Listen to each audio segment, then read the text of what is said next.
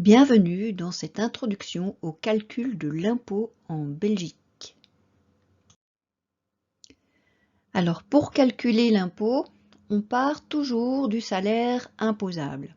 Alors si vous ne savez plus trop ce que c'est, allez revoir la vidéo qui vous explique la fiche de salaire. Donc au départ de ce salaire imposable, l'État estime que vous avez des frais encourus pour conserver votre emploi. Alors ici, on va partir sur des frais forfaitaires. On aurait pu partir sur des frais réels, mais ce n'est pas l'objet de cette formation. Sur le solde de la base imposable, on va calculer un premier impôt, l'impôt A. Ensuite, l'État considère que chaque citoyen dispose d'une quotité exemptée d'impôt. Donc on va calculer cette quotité exemptée d'impôt sur laquelle on va calculer une réduction d'impôt. On va l'appeler l'impôt B. Dans une cinquième étape, on va calculer la différence entre l'impôt A qui est dû et la réduction d'impôt B. Et donc on va obtenir un certain impôt C.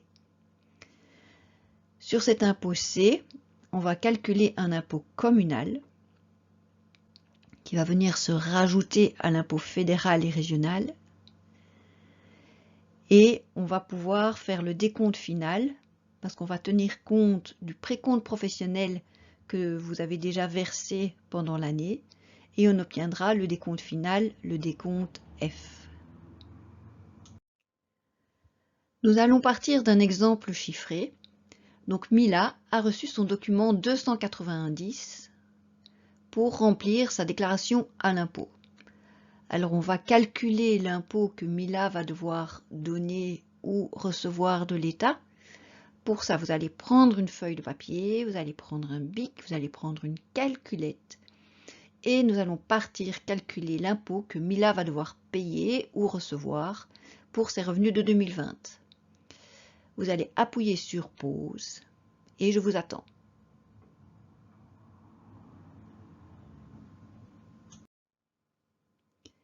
La première étape consiste à déduire les frais. Alors, on peut déduire des frais réels ou recourir aux frais forfaitaires. Les frais réels, c'est quand vous décidez de déterminer vous-même les frais qui vous permettent d'obtenir et de conserver votre emploi. Donc ça peut être des frais de transport comme la voiture, le carburant, etc. Ça peut être des frais de documentation, de formation, des frais de bureau, le bâtiment, l'électricité, les copies, l'internet, etc. Voilà. Donc ça c'est une manière de faire que nous n'allons pas plus loin ici. Mais sinon, vous pouvez, par défaut, si vous ne faites rien, l'État considère que vous pouvez recourir au forfait légal. Alors, le forfait légal, c'est 30% de votre revenu professionnel avec un maximum de 4 880 €. Alors 4 880 €, ça correspond à un revenu imposable annuel de 16 266,64 €. Alors autant dire qu'on y est très très vite. Donc la plupart des salariés disposent de 4 880 € de frais forfaitaires. Donc ici dans ce cas-ci, sur quel revenu allons-nous nous baser pour calculer le forfait légal de Mila? Je vous laisse réfléchir.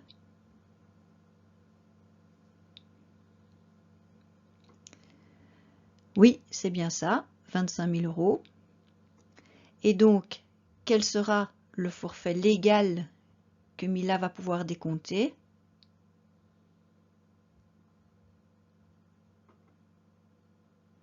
Oui, c'est bien 4 880 €. Et donc maintenant, quel va être le nouveau revenu imposable sur lequel nous allons pouvoir calculer l'impôt?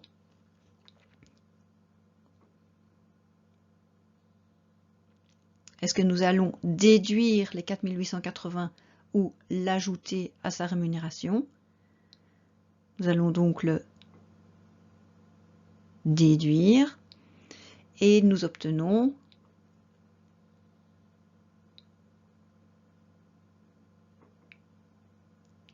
20 120 €.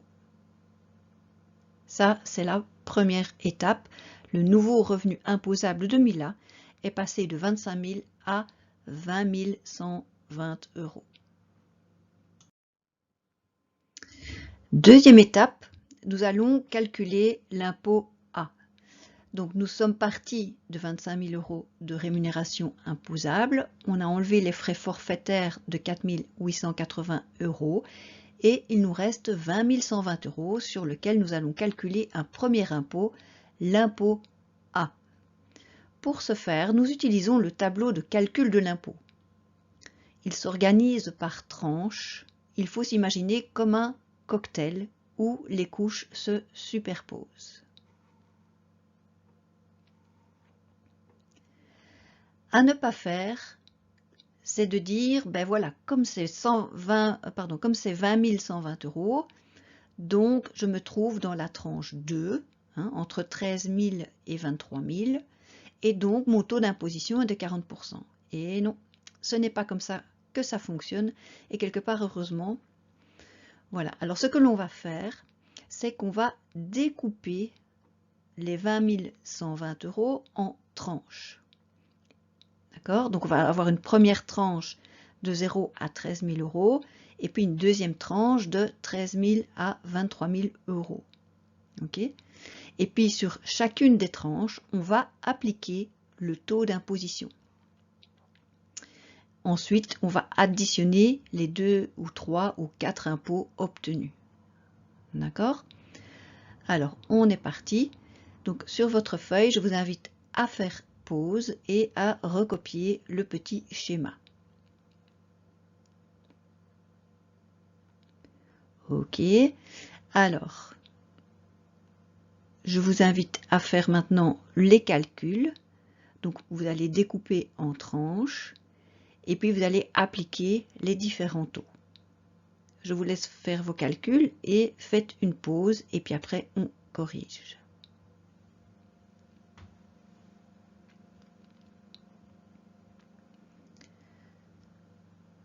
Ok, alors 20 120 €, on part du bas, on part de 0 et on remonte jusqu'à 13 440. Effectivement, c'est ce qu'il est indiqué dans le tableau. Ok. Ensuite, eh bien, je vais continuer à monter. Et je m'arrête où? Je m'arrête aux 20 120 €. Je n'ai pas besoin d'aller plus haut. D'accord? Alors, dans une deuxième étape, on va mesurer les tranches. Alors, combien mesure la première tranche? Donc, je fais 13 440 moins 0. D'accord? Ça va être la mesure de ma première tranche. Et j'arrive à 13 440 €. OK. Alors, combien mesure ma deuxième tranche? C'est bien ça. Donc, du coup, je fais 20 120 € moins les 13 440 € et j'obtiens 6 680 €. C'est bien ça. Alors maintenant, je vais simplement recopier les taux d'imposition de chacune des tranches. Donc, sur la première tranche, je dois payer un impôt de 25 %, c'est bien ça. Et donc, je fais 25 % fois 13 440 et j'obtiens 3 360. OK? Donc, sur ma deuxième tranche, j'ai un montant de 6 680 € sur laquelle je dois appliquer un impôt de 40 %, c'est bien ça. Et j'obtiens, sur cette deuxième tranche, j'obtiens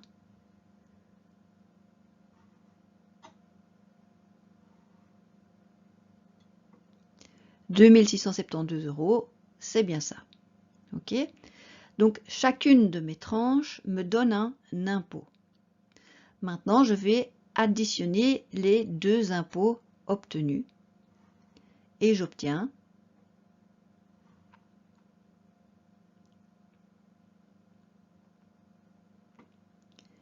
mon impôt A qui est de 6 032 €.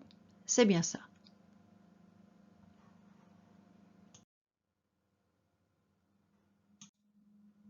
Dans cette troisième étape, nous allons calculer la quotité exemptée d'impôt. Donc l'État considère que chaque contribuable peut disposer d'une certaine somme qui n'est pas soumise à l'impôt. Alors pour un adulte, voilà, c'est 8 990 €. Cette quotité exemptée peut augmenter, notamment dans le cas où vous avez des enfants à charge. Donc c'est à peu près 1 630 € pour un premier enfant et ça peut aller jusqu'à 5 820 € pour le quatrième enfant et les suivants. D'accord ? Ça peut aussi être des ascendants ou des collatéraux à charge. On a aussi un peu plus de quotité exemptée quand on est isolé avec des enfants à charge, etc. Donc il y a toute une série comme ça de possibilités d'augmenter cette quotité exemptée. Alors ici dans notre exemple, Mila, on considère qu'elle est célibataire et sans enfant et donc elle, sa quotité exemptée sera de combien ?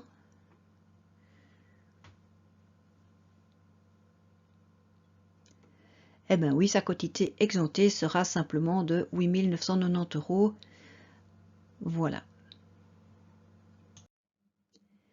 Et donc sur cette quotité exemptée, on va calculer une réduction d'impôt. Alors, cette réduction d'impôt, elle se base sur un autre tableau de calcul de l'impôt. Je ne sais pas trop bien pourquoi ils ont choisi de prendre encore un autre tableau, mais enfin voilà. Et donc, on va encore utiliser le système de tranches. Okay, donc, sur la première tranche, de 0 à 9 450 €, le taux d'imposition est de 25%. De 9 450 à 13 440, c'est 30%, etc., etc. Okay, donc, on fait comme pour le calcul, quand on avait calculé l'impôt A, on sait exactement le même système. Alors je vous invite à faire pause et à calculer cette fameuse réduction d'impôt de la quotité exemptée.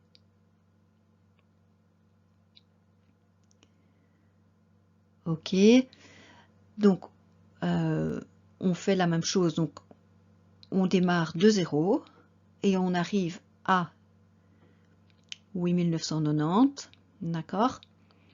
Donc cette tranche, elle mesure 8 990 €, ok. On applique quel taux sur cette tranche? On applique le taux de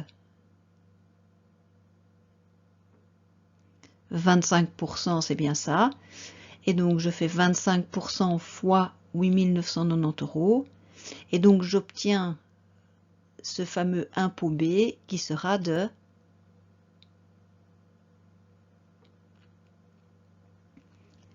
2 247,50 €. Alors, petit rappel de tout ce que nous avons déjà fait. Donc nous avons trouvé, à la première étape, nous avons trouvé les frais.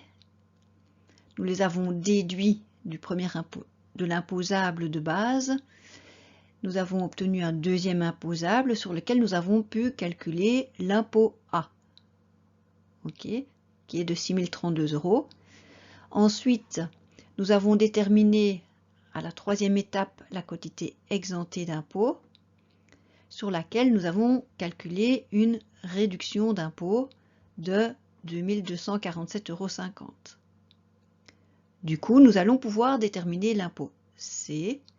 Comment allons-nous faire? Je vous laisse réfléchir. Faites une petite pause.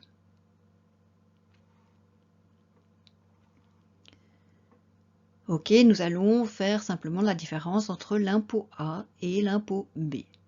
Et nous obtenons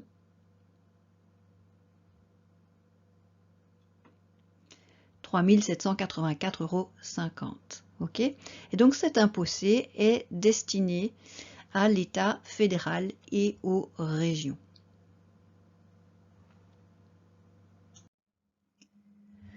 Alors l'impôt communal est un impôt perçu par les communes en plus de l'impôt fédéral et régional. Donc c'est un impôt additionnel, plus connu sous le doux nom de centime additionnel à l'impôt.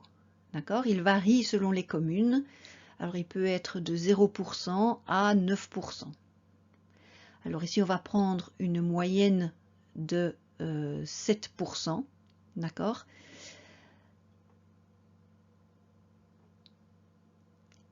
Et donc, nous allons calculer le petit impôt D. Donc, nous allons faire 7% de l'impôt C. OK? Et donc, nous obtenons l'impôt D qui sera de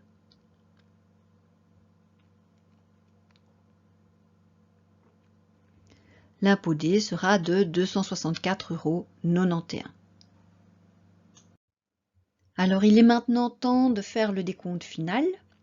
Alors, petit rappel sur ce qu'est le précompte professionnel. Donc, le précompte professionnel, c'est une avance sur impôt. D'accord? Donc, chaque mois, vous versez un certain montant qui est une avance sur l'impôt annuel. Donc, pour faire mon décompte, je vais additionner les impôts C et D et je vais enlever ce que j'ai déjà versé pendant l'année. OK? Donc, je vous laisse faire les calculs, mettez sur pause et puis après, on corrige. OK, on a donc l'impôt C, donc l'impôt final, on va enlever simplement le précompte professionnel, d'accord? Donc, on va avoir l'impôt C qui est de 3 784,50 €, plus l'impôt D de 264,91 €. On va enlever le précompte professionnel déjà versé de 3 600 € et on obtient l'impôt F qui est de 449,41 €. Donc au final, Mila aura payé 3 600 € de précompte professionnel tout au long de l'année au travers sa fiche de paie. Et Mila, à la fin de l'année, va devoir rajouter 449,41 € pour compléter l'impôt dû. Je vous remercie pour votre bonne attention. Si ça vous a plu, abonnez-vous et n'hésitez pas à aller voir les autres vidéos. Merci, bonne journée.